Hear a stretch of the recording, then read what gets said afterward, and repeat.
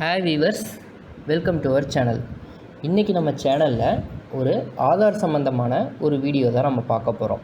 அதாவது ஆதாரில் பொறுத்தளவுக்கு address change பண்ணுறதுக்கு என்ன மாதிரி டாக்குமெண்ட்ஸ்லாம் தேவை அப்படிங்கிறது தான் இன்றைக்கி நம்ம பார்க்க போகிறோம்.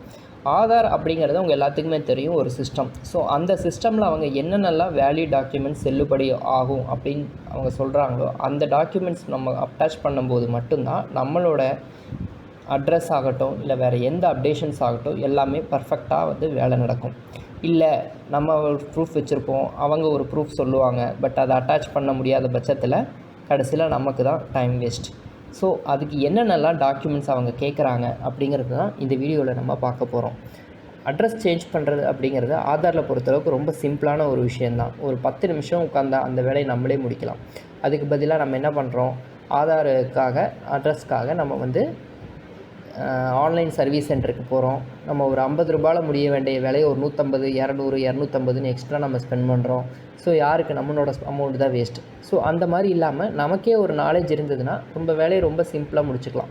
ஸோ அதுக்கு என்னென்னலாம் சர்டிஃபிகேட்ஸ் வேணும் அப்படிங்கிறதுக்காக இந்த வீடியோவில் நான் பார்த்திங்கன்னா என்னோட இதை லாகின் பண்ணி அதில் அட்ரஸ் அப்டேட் கரெக்ஷன் பேஜை நான் ஓப்பன் பண்ணி வச்சுருக்கேன். இதில் பார்த்திங்கன்னா உங்களுக்கே தெரியும், இந்த அட்ரஸ் அப்டேட் பேஜில் நம்மளுடைய அட்ரஸுக்காக நம்மளுடைய கேர் ஆஃப் கொடுப்போம், அதுக்கப்புறம் பில்டிங்கு, அதுக்கப்புறம் ஸ்ட்ரீட்டோட அட்ரஸ்ஸு எல்லாமே நம்ம அப்டேட் பண்ணிவிட்டு கடைசியாக நம்ம பின்கோடெல்லாம் கொடுத்துட்டு அட்ரஸை மேனுவலாக நம்ம அப்லோட் கொடுக்கும்போது கீழே செலக்ட் வேலிங் சப்போர்ட் டாக்குமெண்ட்ஸ்னு ஒரு பேஜ் இருக்கும். ஸோ இதை நம்ம கிளிக் பண்ணும்போது நமக்கு இந்த மாதிரி என்னென்னலாம் ப்ரூஃப் இருக்கோ அது எல்லாமே கேட்குறாங்க. ஸோ அது என்னென்ன இருக்கோ, அது என்னென்ன அவங்க வேலிடாக சொல்லியிருக்காங்களோ அது எல்லாத்தையுமே நம்ம பார்க்கலாம் வாங்க.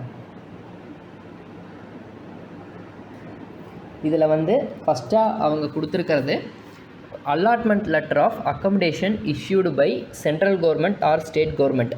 அதாவது நீங்கள் ஒரு சென்ட்ரல் கவர்மெண்ட் ஆர் ஸ்டேட் கவர்மெண்ட்டில் ஒர்க் பண்ணுறீங்க அப்படிங்கும்போது அவங்க ஒரு அக்கமடேஷனுக்காக ஒரு லெட்டர் மாதிரி நீங்கள் இந்த இடத்துல தங்கியிருக்கீங்க அப்படின்னு தங்க போகிறீங்க அப்படின்னு சொல்லி உங்களுக்கு நம்ம கோட்ரஸ் அந்த மாதிரி இதுக்கெலாம் ஒரு லெட்டர் கொடுப்பாங்க. ஸோ அந்த லெட்டரில் அந்த அட்ரஸ் இருக்கும். அந்த அட்ரஸ் ஒரு வருஷத்துக்கு அதிகமாக இல்லாமல் அந்த ஒரு வருஷத்துக்கு உள்ளே இருக்குங்கும்போது அந்த ப்ரூஃபை நம்ம ஆதார் அட்ரஸ்க்காக நம்ம யூஸ் பண்ணிக்கலாம். இது மெயினாக central government, state government or PSU அந்த மாதிரி ரெகுலேட்டரி பாடி, இந்த ஸ்டாச்சுவேட்டரி பாடி அந்த மாதிரி அவர் கவர்மெண்ட் செக்டர்ஸில் ஒர்க் பண்ணுறவங்களுக்கு இந்த டாக்குமெண்ட் செல்லுபடியாகும். மற்றபடி நம்ம நார்மலாக ஒரு ப்ரைவேட் செக்டரில் ஒர்க் பண்ணுறோம் அப்படிங்கும்போது நமக்கு இந்த சர்டிஃபிகேட்ஸ் எதுவும் நமக்கு வாய்ப்பில்லை. அடுத்ததாக bank account statement or credit card statement, post office savings account statement. அதாவது நமக்கு அக்கௌண்ட் ஸ்டேட்மெண்ட்டுன்னு ஒன்று வரும்ல, அந்த ஸ்டேட்மெண்ட்டில் நம்மளோட அட்ரஸ் இருக்கும். ஸோ கஸ்டமருடைய அட்ரஸ் அப்படின்னு சொல்லி அதில் இருக்கும். ஸோ அந்த மாதிரி அக்கௌண்ட் ஸ்டேட்மெண்ட்டை நம்ம யூஸ் பண்ணிக்கலாம். கிரெடிட் கார்டு ஸ்டேட்மெண்ட் இருந்தாலும் சரி, இல்லை போஸ்ட் ஆஃபீஸோட சேவிங்ஸ் ஸ்கீம் அக்கௌண்ட்ஸ் ஸ்டேட்மெண்ட் இருந்தாலும் சரி, அது நம்ம யூஸ் பண்ணிக்க முடியும். அது யூஸ் பண்ணுறவங்கும்போது அதுக்கு என்னென்னலாம் வேணும் அப்படின்னா அதில் ஸ்டாம்ப் அண்ட் சிக்னேச்சர் இருக்கும். அதில் அது ஈவன் நம்ம போஸ்ட் ஆஃபீஸில் இருக்கோம், போஸ்ட் ஆஃபீஸில் அக்கௌண்ட் இருக்குன்னா கூட அந்த அக்கௌண்ட்டில் இருக்கக்கூடிய அந்த இதில் ஸ்டாம்ப் அண்ட் சிக்னேச்சர் இருக்கணும். 3 மாதத்துக்கு உள்ளே இருக்கணும். அப்படி இருக்கும் பட்சத்தில் தான் நம்ம அந்த ஸ்டேட்மெண்ட்டை ஒரு ப்ரூஃபாக நம்ம அட்டாச் பண்ண முடியும். அடுத்தது 3ஆவதாக இருக்கிற ப்ரூஃப் என்னன்னு பார்த்தீங்கன்னா டிசேபிலிட்டி ஐடென்டி கார்டு. இப்போ நீங்கள் ஒரு மாற்றுத்திறனாளியாக இருக்கும் பட்சத்தில் உங்களுக்குன்னு ஒரு ஐடி கார்டு அந்த மாதிரி கொடுப்பாங்கள்ல. ஸோ அந்த சர்டிஃபிகேட்டோ இல்லை ஐடி கார்டோ இருக்குது அப்படின்னா அது ரூல்ஸ் 2007 அந்த இதில் இருக்குன்னா கண்டிப்பாக நீங்கள் அதை அட்ரஸ் அப்டேட்ஸ்க்காக யூஸ் பண்ணிக்கலாம். அடுத்ததாக எலக்ட்ரிசிட்டி பில், அது ப்ரீபெய்ட் பில்லாக இருந்தாலும் சரி, இல்லை போஸ்ட்பெய்ட் பில்லாக இருந்தாலும் சரி, அது 3 மாதத்துக்குள்ளே இருக்கிற பில்லாக இருந்ததுன்னா கண்டிப்பாக நீங்கள் அந்த பில்லை ப்ரூஃபாக யூஸ் பண்ண முடியும். இந்த பில்லு இருக்குங்கும்போது பில்லு உங்களோட நேமில் இருக்காங்கிறது ரொம்ப ரொம்ப முக்கியமான விஷயம். நீங்கள் ஒரு வீட்டுக்கு குடி போகிறீங்க, அந்த வீட்டுக்கு ஹவுஸ் ஓனரோட அக்கௌண்ட்டில் ஹவுஸ் ஓனரோட நேமில் அந்த பில்லு இருக்கும். அந்த பில்லை நீங்கள் பே பண்ணுறீங்கன்னா அதை ப்ரூஃபாக யூஸ் பண்ண முடியாது. அந்த ப்ரூஃப் உங்களோட பேரில் இருக்குது, அந்த இபி கனெக்ஷன் உங்களோட பேரில் இருக்குங்கும்போது அந்த இபி பில்லில் உங்கள் பேர் வருதுன்னா அதை நீங்கள் பில்லாக ப்ரூஃபாக யூஸ் பண்ண முடியும். அடுத்ததாக கேஸ் கனெக்ஷன் பில், குடியிருக்கிற வீட்டுக்கு நீங்கள் அட்ரஸ் மாற்றுறீங்கன்னா கண்டிப்பாக உங்களுக்கு இந்த ப்ரூஃப் ரொம்ப ரொம்ப கை கொடுக்கும். நீங்கள் ஒரு வீட்டுக்கு குடி போகிறீங்க அப்படின்னா ஃபஸ்ட்டு நீங்கள் முதல்ல செய்ய வேண்டிய வேலை ரெண்டல் அக்ரிமெண்ட் எடுக்கிறது. இந்த ரெண்டல் அக்ரிமெண்ட்டுங்கிறது என்னென்னா, ஒரு பாண்டு பத்திரத்தில் ஹவுஸ் ஓனருக்கு உங்களுக்கு அது வந்து ஸ்டாண்டர்டாக ஒரு சில ரிட்டன் இருக்கும். அதில் வந்து உங்களுடைய அட்ரஸு, எந்த வீட்டுக்கு குடி போகிறீங்க, என்ன ரெண்ட்டு, அட்வான்ஸு எல்லாமே வந்து ஒரு சிஸ்டமேட்டிக்காக அதை வந்து நீங்கள் கொடுத்தீங்கன்னா, அதை வந்து ஒரு ₹150லேருந்து ₹200 உங்களுக்கு ஒரு ரெண்டல் அக்ரிமெண்ட் வரும். அதை மெயின் வந்து ஒரு காப்பி உங்கள் ஹவுஸ் ஓனருக்கும், ஒரு காப்பி நீங்களும் வச்சுருப்பீங்க. அந்த ஒரிஜினல் காப்பியை வந்து நீங்கள் வந்து கொடுக்கறதுக்கு முன்னாடி நீங்கள் வந்து ஸ்கேன் பண்ணி, அந்த ஸ்கேன் காப்பியை நீங்கள் வந்து இதுக்காக யூஸ் பண்ணிக்கலாம். கேஸ் கனெக்ஷன் பில்லுக்கு யூஸ் பண்ணிக்கலாம். அந்த கேஸ் கனெக்ஷன் பில்லுக்கு நீங்கள் அதுலேருந்து ஒரு பில்லு வரும் பாருங்கள், அந்த பில்லை வந்து நீங்கள் வந்து ஆதார் ப்ரூஃபாக யூஸ் பண்ணலாம். இதில் என்னென்னா ரொம்ப முக்கியமானது, கேஸ் கனெக்ஷன் பில் வந்து கரெக்டாக இருக்கணும். ஒரு பக்கம் கட் பண்ணியிருந்தால் அதில் வந்து இயரோ இல்லை வந்து ஏதாவது அந்த டேட்டோ ஏதாவது மறைஞ்சிருந்தது, சரியாக கிளியராக இல்லைன்னா ஆதாரில் வந்து அதை கேன்சல் பண்ணிடுவாங்க. அதனால் ரொம்ப கேஸ் கனெக்ஷன் பில்லில் வந்து ரொம்ப கவனமாக இருங்க. கரெக்டான பில்லு அட்டாச் பண்ணிங்கன்னா சீக்கிரம் உங்களுக்கு வேலை முடிஞ்சிடும். அடுத்ததாக இந்தியன் பாஸ்போர்ட். உங்கள்கிட்ட பாஸ்போர்ட் இருக்குது அப்படின்னா, அந்த பாஸ்போர்ட்டோட ப்ரூஃப் கூட ஒரு ஃப்ரண்ட் பேஜ் அந்த மாதிரி இருக்கும்ல, ஸோ அந்த ப்ரூஃப் இருந்தால் கூட நீங்கள் வந்து அட்ரஸ்க்கு யூஸ் பண்ணலாம். அடுத்ததாக வந்து கிசான் ஃபோட்டோகிராஃப். நீங்கள் வந்து ஒரு விவசாயியாக இருக்கும் பட்சத்தில் உங்களுக்கு வந்து ஒரு பாஸ்புக்கு அந்த மாதிரிலாம் கொடுப்பாங்கள்ல, அந்த மாதிரி புக்கு வந்து நீங்கள் இதாக யூஸ் பண்ணிக்கலாம். ஆதாருக்கு அட்ரஸ்க்கு யூஸ் பண்ணிக்கலாம். அடுத்தது life or medical insurance policy. அதாவது இன்சூரன்ஸ் பாலிசியில் உங்களோட அட்ரஸ் இருக்குது அப்படிங்கும்போது, அது வந்து பாலிசி இஷ்யூ பண்ணி 1 வருஷத்துக்குள்ளே இருக்குது அப்படின்னா, அந்த ப்ரூஃபில் இருக்கிற அட்ரஸில் நீங்கள் இருக்கீங்கன்னா அதை வச்சு நீங்கள் வந்து அட்ரஸ்க்கு யூஸ் பண்ணிக்கலாம். அடுத்தது MGN REGA or NREGS job card. அதாவது இது வந்து பார்த்திங்கன்னா ஃபோட்டோ ஐடி கார்டு அப்படின்னு சொல்லுவாங்க. அதை வந்து நீங்கள் ஒரு certificate with photo issued by central government or state government. நீங்கள் வந்து கவர்மெண்ட்டில், சென்ட்ரல் கவர்மெண்ட் ஆர் ஸ்டேட் கவர்மெண்ட்டில் இருக்கீங்க, ஆனால் உங்களுக்கு வந்து கோட்ரஸ் எதுவும் தரலை, இல்லை அட்ரஸ் எதுவும் வந்து அவங்களா கொடுக்கல, பட் அந்த ஐடி கார்டில் உங்களோட அட்ரஸ் இருக்குது அப்படிங்கிற பட்சத்தில் அதை நீங்கள் ப்ரூஃபாக யூஸ் பண்ணலாம். இதே தானே ஃபஸ்ட்டு இதுலேயும் சொன்னீங்கன்னா, ஃபஸ்ட்டு இதில் கோட்ரஸ் இஷ்யூ மாதிரி பண்ணியிருந்தாங்கன்னா அதுக்கு அந்த இது யூஸ் பண்ணலாம். கோட்ரஸ் எது கொடுக்காத பட்சத்தில் நீங்கள் MGN REGA ஆர் NREGS இந்த மாதிரி ஜாப் கார்டில் நீங்கள் ஒர்க் பண்ணுறீங்கன்னா அதில் அட்ரஸ் இருந்தால் கூட யூஸ் பண்ண முடியும். Marriage certificate with or without photograph along with supporting போல் documents of old name if required if marriage certificate is without photograph. அதாவது என்னென்னா, இப்போ நீங்கள் வந்து ஒரு மகளிராக இருக்கீங்க, அதாவது ஒரு பெண்ணாக இருக்கும் பட்சத்தில் நீங்கள் கல்யாணத்துக்கு முன்னாடி வரைக்கும் சிலருக்கு வந்து அப்பாவோட இனிஷியல் இருக்கும்.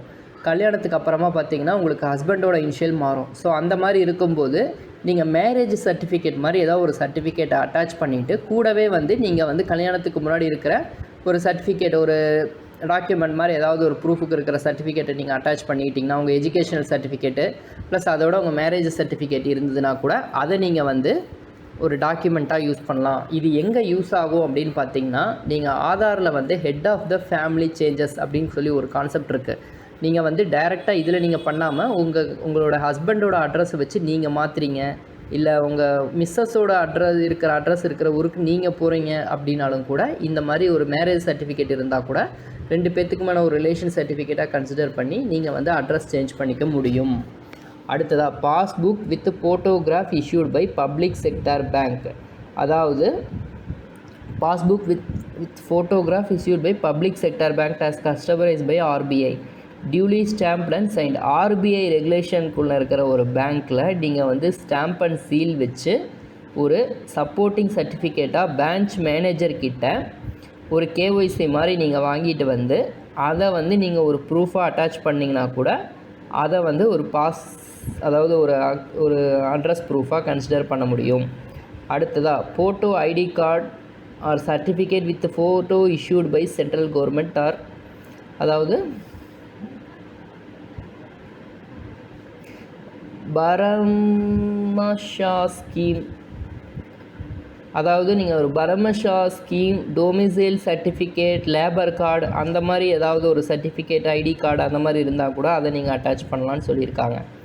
அடுத்ததாக இப்போ நீங்கள் ஒரு சிறையிலேருந்து வந்திருக்கீங்க, உங்களுக்குன்னு ஒரு ப்ரூஃப் எதுவும் இல்லைங்கும்போது ப்ரிசனர் ஆஃபீஸர் ஒரு சீல் வச்சு சைன் பண்ணி கொடுத்தாருனா கூட நீங்கள் இந்த ஒரு அட்ரஸில் இருக்கீங்க, அதை வச்சு உங்கள் ப்ரிசனர் வந்து உங்களுக்கு ஒரு சீல் வச்சு சைன் பண்ணி கொடுக்குறாரு அப்படின்னா அதை நீங்கள் ஒரு ப்ரூஃபாக கன்சிடர் பண்ண முடியும். அடுத்ததாக ப்ராப்பர்ட்டி டேக்ஸ் ரெசிப்ட். 1 வருஷத்துக்கு உள்ள பில் கட்டியிருக்கிற ஒரு ப்ராப்பர்ட்டி டேக்ஸ் ரெசிப்ட் இருந்ததுன்னா அது செல்லுபடி ஆகும். அந்த ப்ராப்பர்ட்டி உங்களோட நேமில் இருக்கும். ஆல்ரெடி நான் வாட்டர் கனெக்ஷன் பில்லுக்கு இபி பில்லுக்கு சொல்லியிருப்பேன், ஐ மீன் இபி பில்லுக்கு சொல்லியிருப்பேன்ல, அதே கான்செப்ட் தான் இங்கே. இதில் வந்து ப்ராப்பர்ட்டி டேக்ஸ் ரெசிப்ட் இருந்தாலும் ஓகே, அதாவது சொத்து வரி உங்கள் பேரில் இருக்குன்னா கூட யூஸ் பண்ணிக்கலாம். அடுத்தது ரேஷன் கார்டு யூஸ் பண்ணலாம். அப்படி இல்லாட்டி ரேஷன் கார்டுன்னு சொல்லி அதோட ரேஷன் கார்டு வெப்சைட்லேருந்து நீங்கள் வந்து சாஃப்ட் காப்பி டவுன்லோட் பண்ணுறீங்களா, அதை கூட நீங்கள் வந்து ப்ரூஃபாக யூஸ் பண்ணலாம். அடுத்தது SC/ST OBC certificate issued by central government or state government. SC/ST certificate இருக்குது, இல்லை OBC சர்டிஃபிகேட் இருந்தால் கூட நீங்கள் வந்து ப்ரூஃபாக யூஸ் பண்ணலாம். அடுத்தது scheduled commercial bank notified by RBI passbook. அதாவது பாஸ்புக்கோட ஃப்ரண்ட் சீல் இருக்கும் பார்த்தீங்களா, ஃப்ரண்ட் பேஜ், உங்கள் ஃபோட்டோ வித்து ஃப்ரண்ட் பேஜோட சீல் இருக்கும் பார்த்தீங்களா, அந்த பேஜ் இருந்தால் கூட யூஸ் பண்ண முடியும்.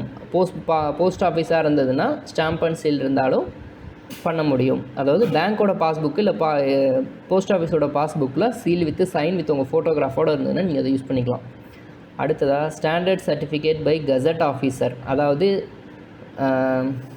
Certificate issue on UIDOH standard certification form gazette officer. அதாவது இந்த க்ரீன் இங்கில் சைன் பண்ணுவாங்கள்ல கெசட் ஆஃபீஸர்ஸ், அவங்கக்கிட்ட நீங்கள் வந்து ஒரு சைன் வாங்கினீங்கன்னா கூட அதை வந்து நீங்கள் வந்து யூஸ் பண்ணிக்க முடியும் அப்படிங்கிற மாதிரி கொடுத்துருக்காங்க. அடுத்ததாக வந்து certificate issued on UIDAI standard certificate form gazette officer. Same இதுவும் அதிலே தான் சொல்லியிருக்காங்க.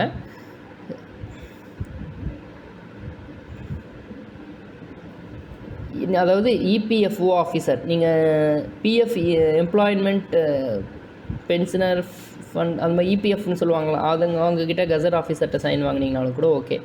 அந்த மாதிரி டிபார்ட்மெண்ட்டில் இருக்கிறவங்கக்கிட்ட வாங்கினீங்கன்னா இந்த இதை செலக்ட் பண்ணிக்கோங்க. அடுத்தது MP, MLA, MLC, member of legislative council, member of councillor, இது மாதிரி கவுன்சிலர்லாம் இருப்பாங்களா, அவங்கக்கிட்ட நீங்கள் சர்டிஃபிகேட் வாங்கினீங்கன்னா கூட அதை அட்டாச் பண்ணிக்கலாம். அடுத்தது எஜுகேஷ்னல் இன்ஸ்டிடியூட்.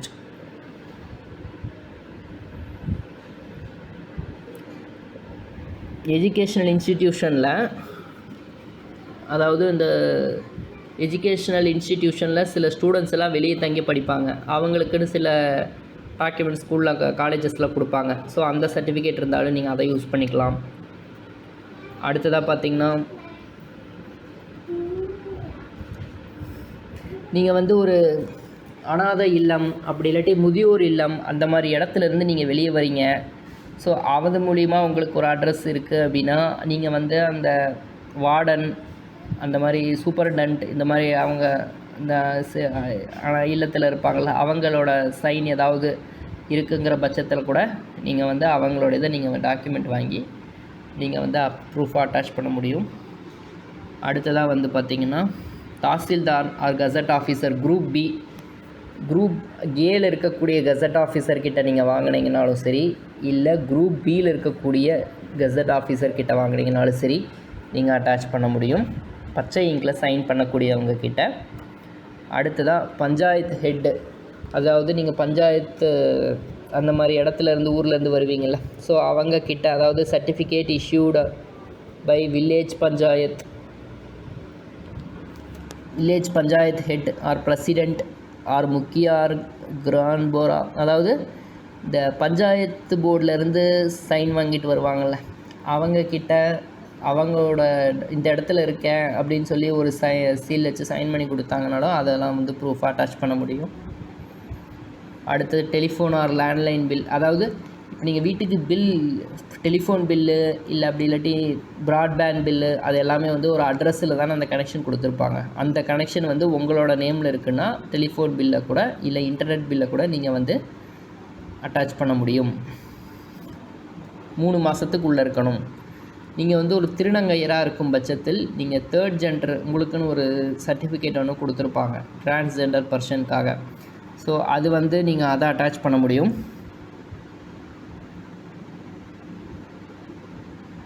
டிரான்ஸ்ஜெண்டர் ப்ரொடெக்ஷன் ஆக்ட்லேருந்து 2019 அந்த ஆக்ட்லேருந்து கொடுத்துருப்பாங்க, அந்த சர்டிஃபிகேட் நீங்கள் அட்டாச் பண்ணலாம்.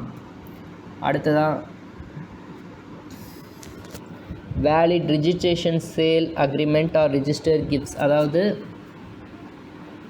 நீங்கள் வந்து ஒரு சேல் அக்ரிமெண்ட்டோ இல்லை கிஃப்ட் டீடோ நீங்கள் வந்து ஒரு பதிஞ்சிருக்கலாம்.